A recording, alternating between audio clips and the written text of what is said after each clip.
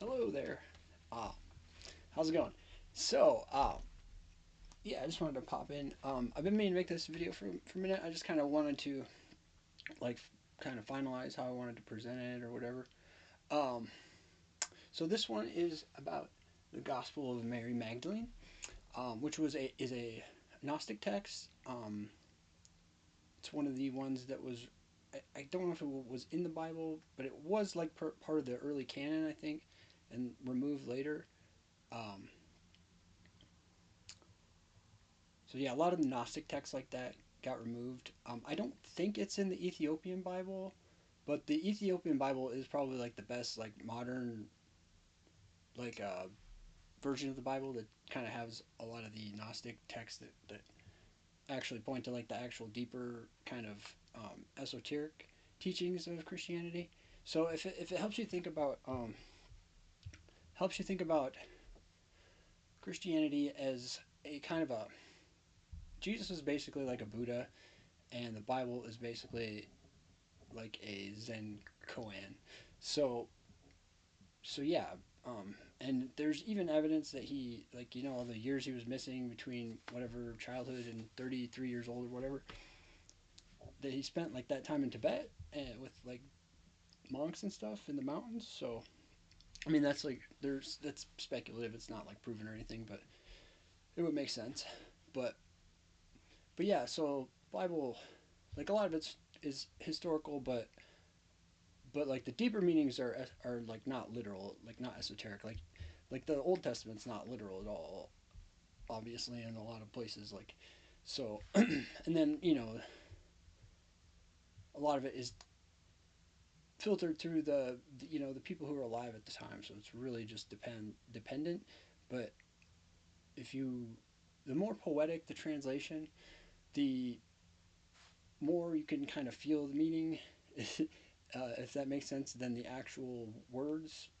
So it's an understanding, deeper understanding than just logical understanding of what it's trying to tell you. Like the Old Testament to me is more of a like Neville Goddard I think is said this really well. It's like a story of like your own psyche from like I don't know something along those lines. But that made a lot more sense. Like that made it make a lot more sense to me. Like your own inner psyche development along as you like mature or whatever. But anyways, uh, Mary Magdalene, basically she's one of the there's goddesses all over the world, all through time that have been like basically the embodiment of the divine feminine. So like so Jesus would have been JC or Yeshua. I don't know, but either way was he'd be the divine masculine obviously, and so Mary would be the Sophia. So Mary Sophia, so Jesus Christ, Mary Sophia, divine feminine, which are both necessary to because we all have both. We're not all one thing or another. So it was basically like a lot of this Gnostic stuff was cut from the Bible because it actually taught people how to like actually like empower themselves. So that's why it was cut because the whoever was in charge, the Romans wanted to maintain power, and people who are like liberating themselves left and right don't generally take too well to be in control. So Pope Gregory, I think it was in like the 400s maybe or something. I might be way off. I don't even know.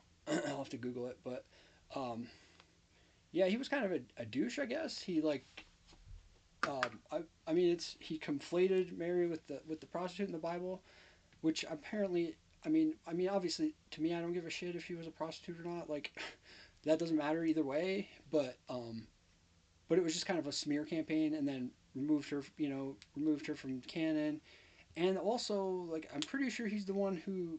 I mean, it's Gregory, like Gregorian calendar, the asshole who, it's a system of control to put us on a 12-month cycle. It's not with our natural rhythms. The moon like is our natural rhythm, so it's just it's another control method to like keep our like our energy system just out of balance with the rest of, so we're just out of coherence. So we're easier to control, like to mind control basically. So that's kind of like the history of where the book came from, and kind of how it got cut from the Bible. So yeah, I just wanted to like do a quick like just a quick like overview of like the main points I think and the main stuff that I took from it. So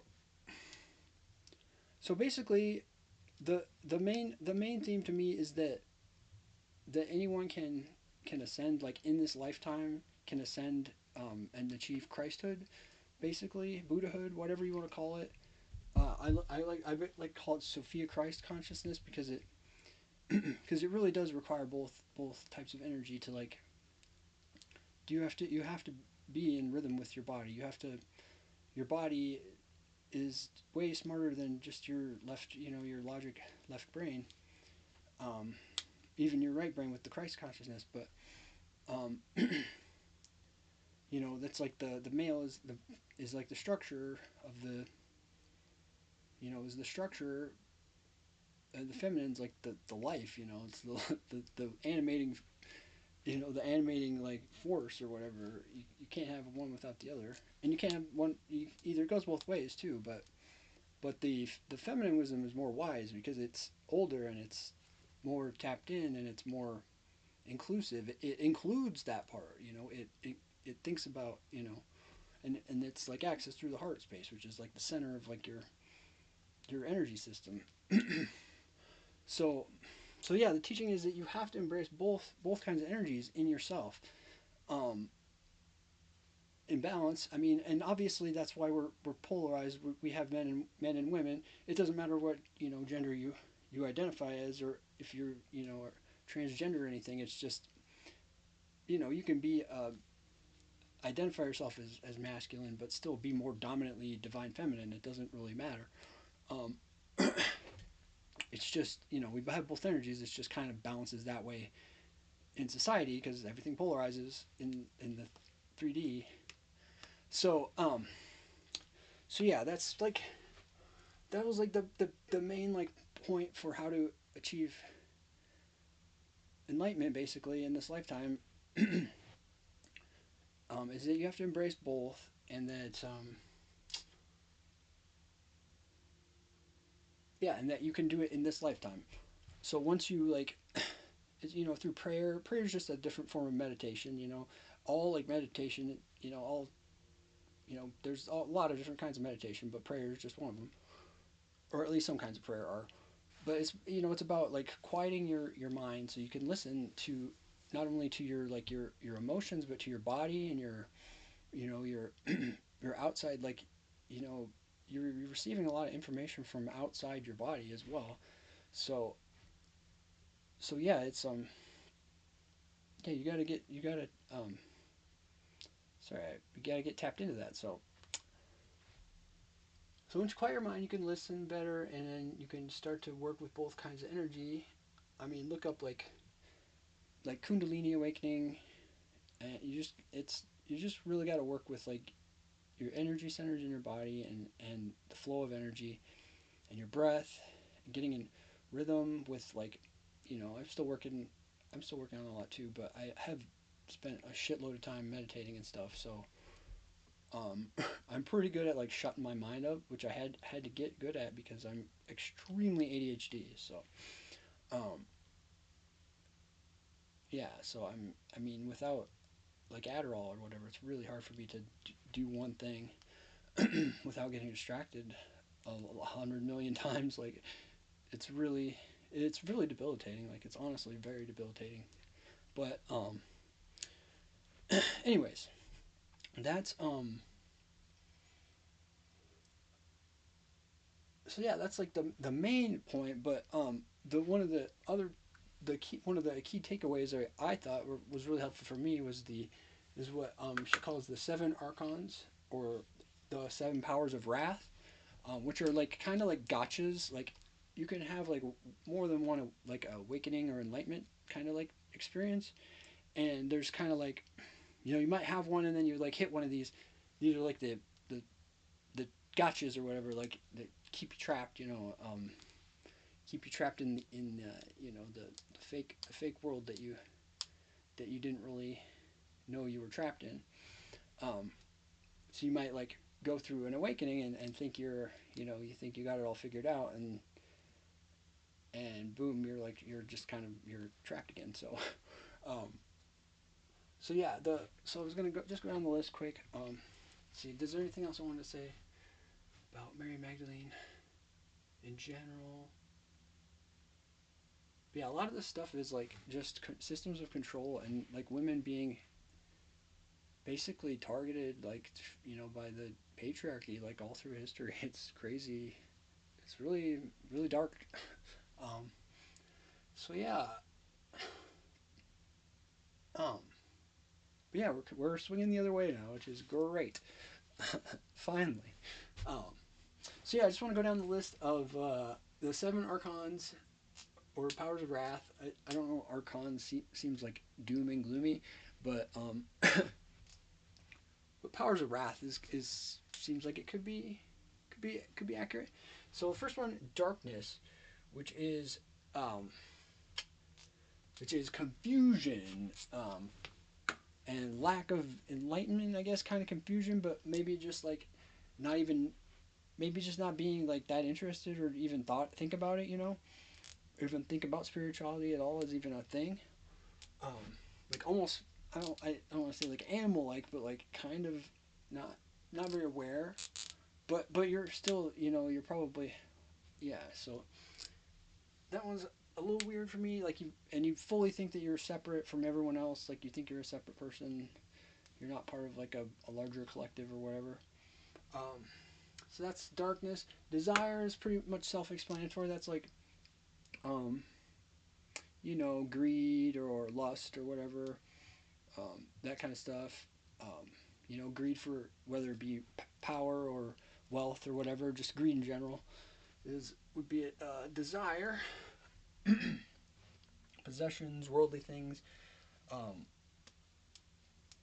so ignorance would be like that's like the us versus them. Um, Identification with the ego. So you might think you're connected, but you think you're like you've got this ego you've built up your whole life, which is really not you. It's just a bunch of like stuff you've packed on top of what your core is. Um, by like learning by learned behavior while you're growing up and stuff, which you have to unpack later in life, which is part of the experience. But yeah, that's ignorance. Zeal for death is let's see, what is that? I guess it's excess impulse. I've got written down. Um, Self-destruction. Yeah, I guess like I definitely struggled with that one for a long time, like in my 20s and stuff. I honestly didn't think I would make it to the age of 25. I used to say that all the time. Just kind of not not a real healthy like mindset to think that you were going to be dead by 25. So I definitely lived life not very consciously and very very self-destructively. And I did all through my 30s mostly too, but not nearly as insane back then.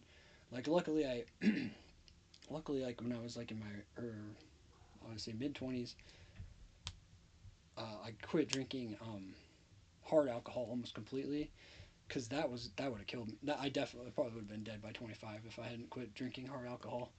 Um, but yeah, I was still like a pretty heavy drinker. Like I just drink beer like every night, and I drink a lot. Like there was a point there where I was drinking like a 12 pack of beer every night, like every single night. So it was. But yeah, if I would have, yeah, I'm just glad I did not continue down the path with hard alcohol because I would definitely would have killed myself or killed other people. Like, not a good path. Um, and that's another subject completely. But yeah, hard alcohol was like really one of the big things that they used to control the indigenous people here too. Like that was it used to be like a sacred like brewing process and blah blah blah, and then they come in with this hard alcohol that just takes you completely out. Just ruins people's lives. So, but so zeal for death, Kingdom of the flesh. What is that? So that'd be like, yeah, and a lot of these are like interrelated too. They're not like all, it's not like one all encompassing thing, but so that'd be the realm of the material body. So the flesh, obviously, for power, control, satisfaction, that kind of thing. Um, and then the foolish wisdom of the flesh is like a materialistic worldview, like kind of that's how probably where I was at for a really long time, um, with like being an atheist and stuff, like a materialist too. That I didn't think like I didn't think that I thought that mind was a product of matter rather than the other way around, which is another video I'm going to do about process philosophy, which kind of touches on that why it doesn't really make sense that but yeah, this is like the thinking that there is no spiritual world at all or whatever. And then we've got the wrathful wisdom of the flesh, which is like an like an aggressive, like once once you've gotten this thing, and you know that there's a God and stuff, and you think you have to do all the dirty work, like the crusades. You got to go kill people and convert them to Christianity, and like punish people, whatever. That's wrathful, and it's not. Yeah, that's staying in your way. So you got to.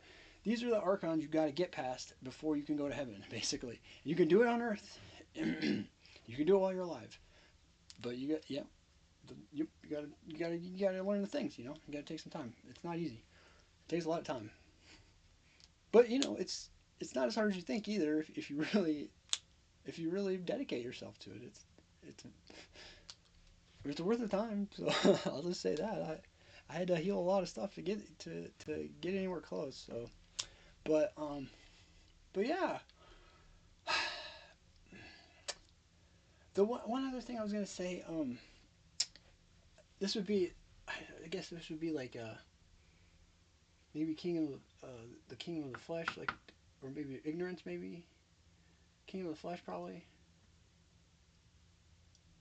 Like people often like will have like an initial awakening and maybe even a full blown like enlightenment experience, but then they'll start to they'll start to teach, and they'll get like followers, and they'll get like kind of they'll develop a spiritual ego, which is like a then you gotta then you're then you're a slave again to your own mind, basically, to your beliefs that you have this separate existence, that you're some like special person or whatever, that's based on like this experiences coming into you. It's not like actually who you at your core are. At your core, you're actually just a frequency, but that's it. That's another topic. But yeah, that's all it really is frequencies. Like it's even the world that we see with the world we see with your day to day eyes or whatever we want to say it. It's literally just a screen. Like it's like a screen that you. It's a screen basically. You could reprogram it. It represents something, but it's not like it represents something that is there, but it's not really what is there. It's just a representation. It's a screen of display or whatever, heads up display or what, simulation, something like that. Um, See, I don't know where I was going with that, but let's see. Spiritual ego.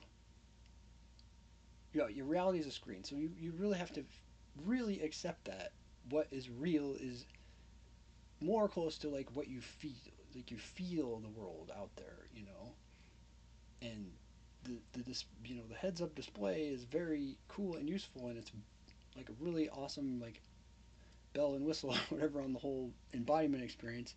But but yeah, that's not. It's a representation. It's not what you can reprogram it. You really can. You just gotta you gotta get quiet and just talk to your mind. Tell it. You can do hypnosis. You can do you can listen to stuff in your sleep. You can meditate on mantras, blah blah blah, whatever. But yeah, it all breaks down the same thing. Is you have to just reprogram your brain is what it comes down to, what you want to be experiencing, and But also on top of that, though, yeah, you can reprogram it, but you still have to listen to your higher self. You have to like be in alignment with your higher self because that is the only way you're going to be happy. um, so you can reprogram it however you want. You can manifest anything. You can manifest winning lottery and shit. And it doesn't matter if you're not like already happy, which is the paradox. So so you got to get happy first, and then you can win the lottery, and then you'll be happy after winning the lottery. And it's just the money's not going to make you happy. It's just going to make it harder.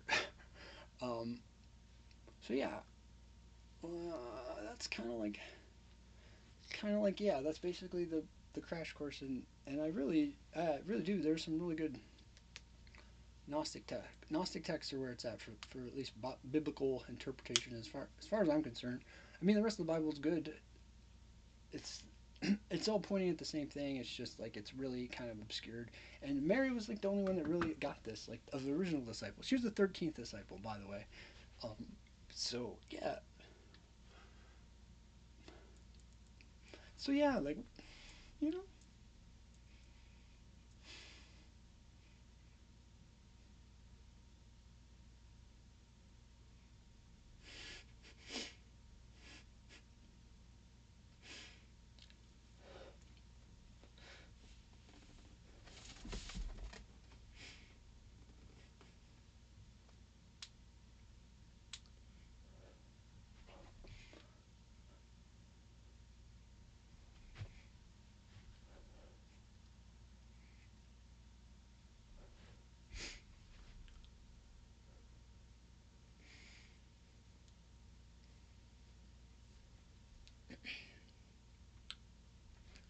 we should honor the women,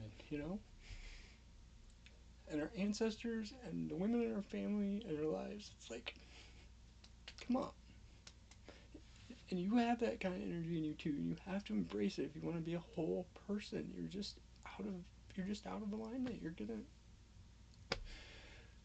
it's not gonna end good for you. You're not gonna have a happy life, and you're gonna get stuck in this hell world. It's literally the border. Earth is literally the border between heaven and hell, and you got the choice here. This is the free will. This is where you get free will, and you have to decide. Okay. Anyways, yes, let us honor our divine feminine, like whatever goddess you want to think about.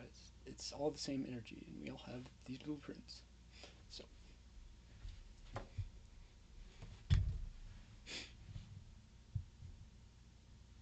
oh yeah, don't forget to like, comment, subscribe, and if you're feeling generous, go ahead and drop me a tip.